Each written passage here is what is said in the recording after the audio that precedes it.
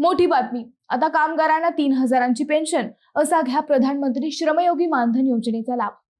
कामगारांसाठी एक मोठी आणि दिलासादायक बातमी समोर आली आहे।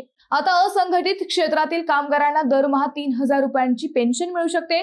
मंडळी, केंद्र सरकारकडून प्रधानमंत्री श्रमयोगी मानधन योजना राबवली जात आहे।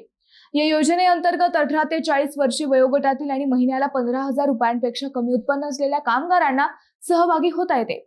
यामध्ये कामगारांना दरमहा फक्त 55 ते 200 रुपये इतका छोटासा हप्ता भरावा लागतो।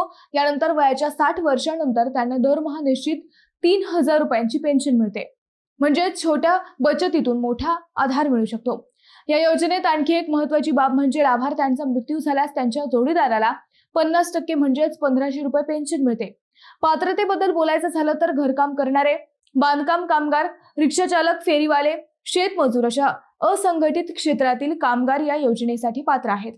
मात्र अर्जदाराचे मासिक उत्पन्न 15,000 रुपयांपेक्षा कमी असावे आणि तो EPFO, ESIC किंवा NPS च्या सदस्य नसावा, तसेच तो आयकरदाता नसावा। मंडळी, ही योजना छोट्या हप्त्यातून मोठी सुरक्षितता देणारी आहे।